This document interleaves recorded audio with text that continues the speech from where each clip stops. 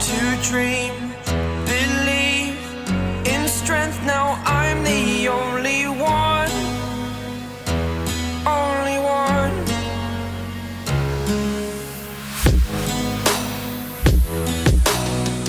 I was an ordinary boy until I broke the rules. My life destroyed, life destroyed.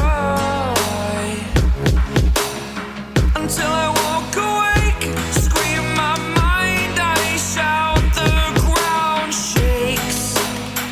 How much can I take? My mind will break. Will it break? Can I take? Can I be your superhero?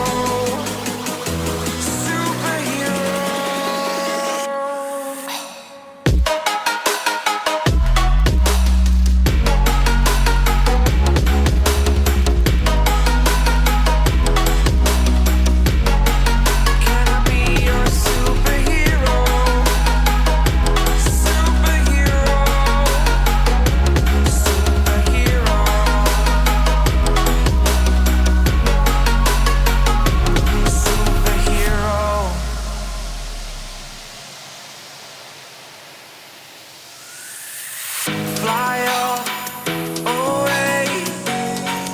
It's the first time of today. Today.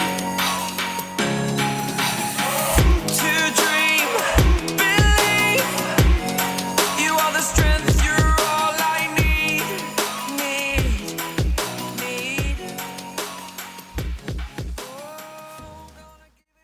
Salut l'équipe, j'espère que vous allez bien.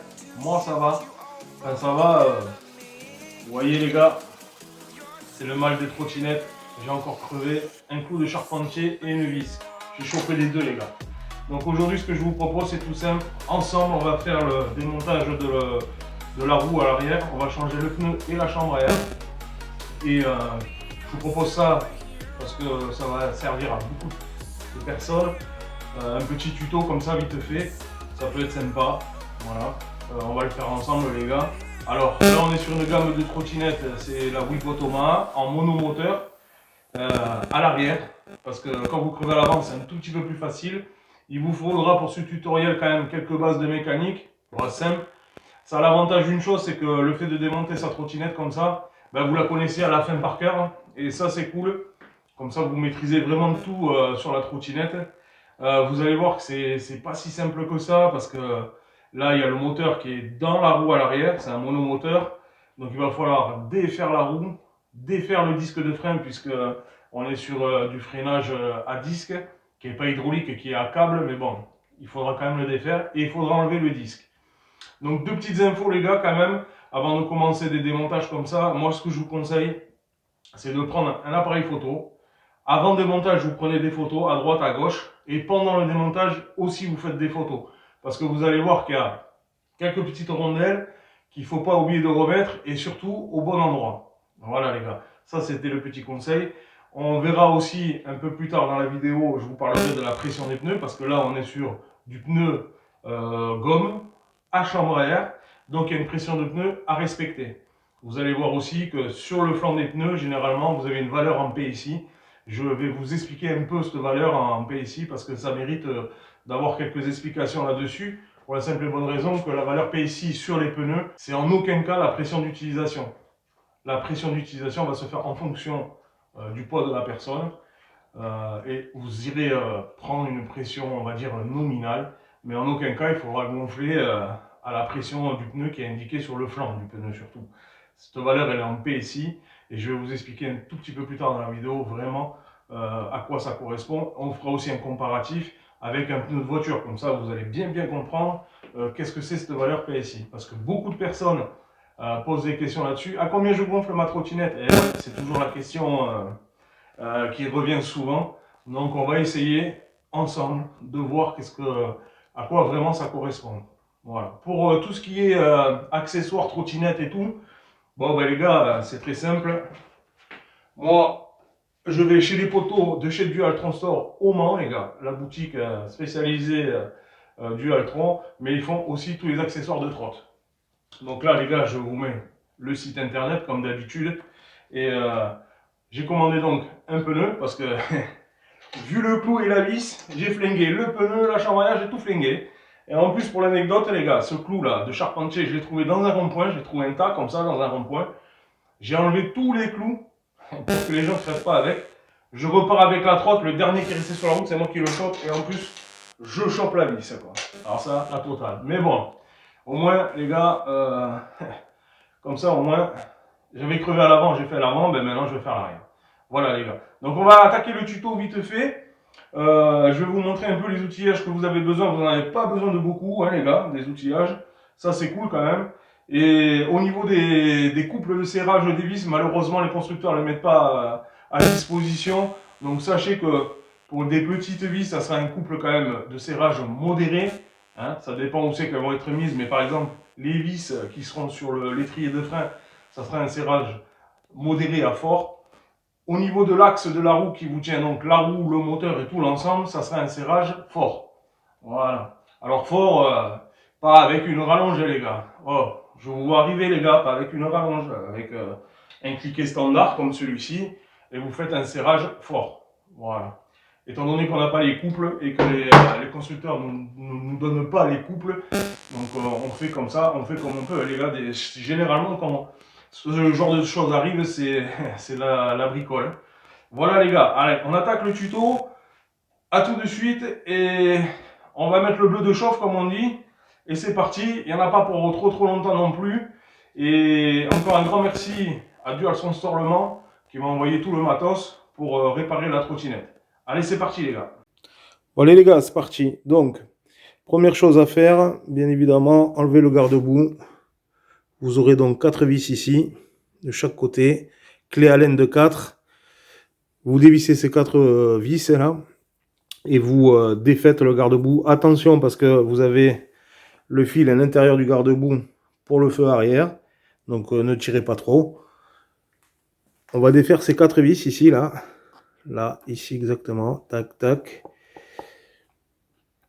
Et c'est parti, on va défaire ce garde-boue. Voilà les gars, le garde-boue il est défait. Donc les vis elles peuvent rester dedans comme ça. Tac. Vous sortez votre garde-boue.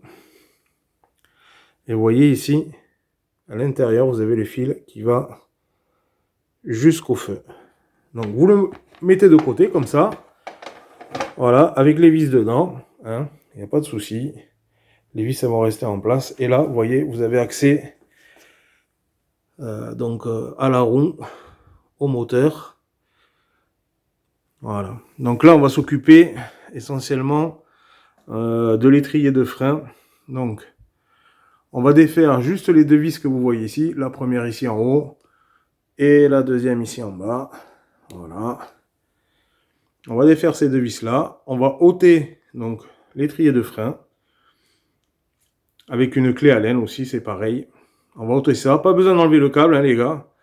On va juste desserrer les vis et on va basculer l'étrier de frein. Allez, la petite clé Allen qui va bien. Tac, je vous montre en gros plan. Voilà, on défait celle-là. Hop, vous voyez l'étrier déjà il vient. Et on va défaire celle-là en dessous. Ici. Et on défait les vis. Voilà.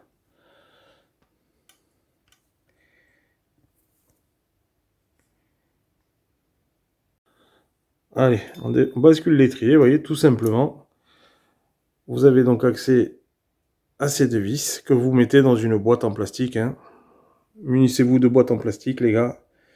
Ça peut toujours aider pour le remontage après. Hein. Comme ça, les vis ne traînent pas partout. Là, on voit le disque. Comme ça, on peut même vérifier, les gars, l'état des plaquettes, en fait.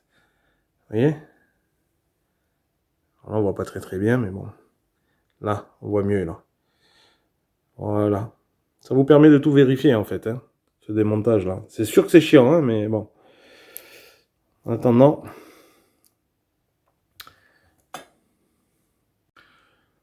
Voilà l'équipe. Alors maintenant, on va défaire l'axe.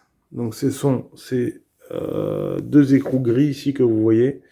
Donc là, cliquet traditionnel avec une douille tac tac tac de 17 mm la douille. Et on va venir donc ici desserrer ici les deux écrous de chaque côté. Et c'est là où je vous disais, prenez des photos avant si vous avez besoin. Parce que là, vous voyez, il y a une rondelle frein qui est juste ici. Là, qui est juste ici, là. Et vous avez aussi une rondelle juste ici, là. Qui est juste derrière. C'est pareil des deux côtés. Voilà, c'est pareil des deux côtés. À la différence près qu'ici, bon là, je l'avais déjà un petit peu desserré. Cet écrou-là, voilà. Vous allez le faire glisser le long du câble du moteur, en fait. Hein, parce que le câble rentre dans l'axe. Vous avez exactement les mêmes rondelles d'arrêt. Vous voyez ici, là. Vous défaites ça. Et la roue va basculer toute seule.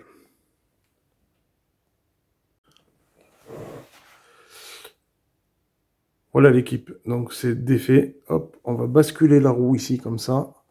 Gentiment. Voilà. Vous pouvez la laisser pendre. Hein. Vous voyez, vous pouvez la laisser pendre. Mais bon, c'est pas très conseillé quand même. Parce que, vous voyez, il y a ce câble ici, là. Qui va dans le moteur. Donc, bon. Munissez-vous d'un tabouret pour être tranquille. Et voilà ce qui vous reste. Donc un écrou à droite, en bas la rondelle d'ancrage de serrage et la rondelle additionnelle qui ira derrière. Ça c'est de chaque côté. On le voit bien ici. L'écrou, la rondelle d'arrêt ici et la deuxième rondelle là qui sera derrière. Voilà l'équipe. Maintenant on va s'occuper du disque. Et oui, parce qu'il faudra enlever le disque pour accéder à ces vis là qui vont désolidariser la jante en fait. Pour monter la chambre arrière, le pneu, il faudra faire le sens inverse au remontage. Voilà l'équipe. Alors petite précision les gars, vous voyez ici il y a une flèche, c'est le sens de rotation de la roue. Hein. Et ici, normalement on devrait bien l'avoir aussi. Voilà, c'est le sens de rotation du pneu. Donc au remontage les gars, faites attention de bien remonter. Munissez-vous d'un stylo, hein, faites des marquages, n'hésitez pas. Hein. Faites des flèches, de toute façon on s'en fout, on est entre nous les gars. Et je vous dis c'est de la bricole, hein, parce qu'une prestation comme ça, chez un revendeur ou un magasin, ça va de 50 € à 150 €. Hein, donc c'est bien de le faire soi-même, il n'y a pas de petites économies les gars dans la vie. Hein. Allez, on va défaire donc ces vis ici, là, celle-ci, pour défaire le disque et pour pouvoir avoir accès donc à ces vis là. Donc cela c'est des vis à laine, des petites vis à laine. On défait, je vous les dévisse et on enlève ensemble le disque de frein. Allez voilà, on a dévissé les petites vis là du disque. Donc la marque Wibot, hein, vous voyez, ils ont bien travaillé parce qu'on voit que ben, y a du frein filé sur les vis et ça c'est sympa. Ça veut dire que ben, le taf a été bien fait, ça fait plaisir. Voilà, donc on va se défaire ça tranquillement, les petites vis. Voilà. Tac. Pour défaire ça, n'hésitez pas à prendre des grandes clés Allen, hein, de grande longueur. Hein. Vous faites avec ce que vous pouvez hein, aussi, mais bon. Et voilà. Et là, vous voyez, le disque est enlevé. Alors moi, vous remarquez, là, je me suis fait des repères. Hein. Un axe et un axe ici au moteur. Comme ça, je remets à l'origine. Je remets tout à l'origine. Voilà, on a accès maintenant donc à ces vis du moteur ici, là. Enfin, plus précisément de la jante. Hein. Voilà, celle à l'extérieur qu'on va défaire tout de suite. Donc, moi, j'ai pris un petit embout ici avec le manche pour avoir accès, tac, aux vis ici. On se recale. Vous voyez, c'est pas très simple. Hein. Il faut caler quand même le disque ici. Voilà. Et là, on va desserrer donc toutes les vis. Alors faites-le à l'opposé, ne les faites pas d'affilée, faites pas celle-là, celle-là, celle-là et celle-là. Faites à l'opposé. Une ici, une là-bas, une ici et une ici. Ça permet d'avoir un desserrage sans vriller en fait. Et au resserrage, ça sera pareil. Faites comme ça. Voilà. On se défait les vis et on va voir comment c'est à l'intérieur. Hein. Ensuite, vous prenez un gros tournevis plat, un truc un peu balèze, et vous allez enlever la première coupelle. Tac. Alors ce qu'il y a de bien, c'est que le plateau de la trotte, hein, il vous sert aussi pour poser les outils. Voilà, vous enlevez la première coupelle, les gars, comme ceci. Voilà. Et là, vous avez accès au moteur. Et là, on va pouvoir enlever donc le pneu. Voilà. Et la première coupelle, ça va vous permettre de faire un gros nettoyage. Hein.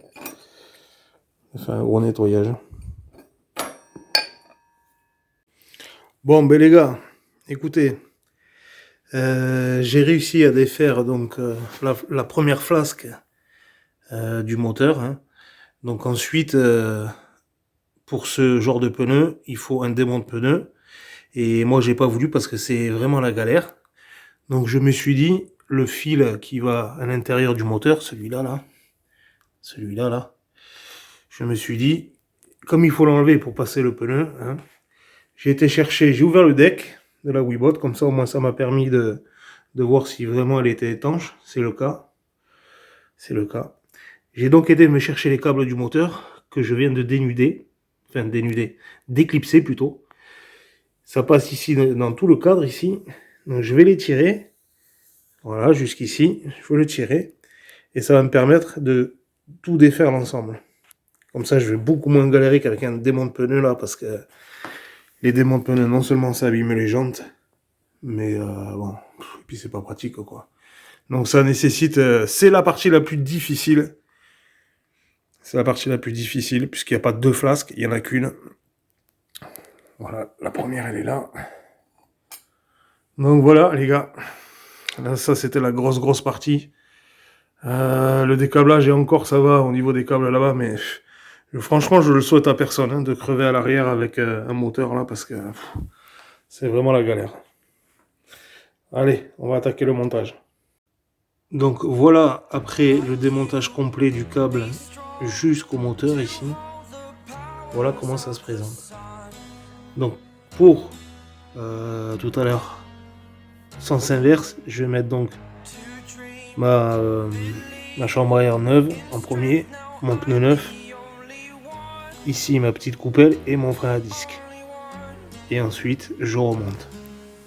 Voilà, ça m'a évité de monter tout ça au démont de pneu, de niquer la jante, éventuellement de reniquer la chambre à air au montage, etc. etc.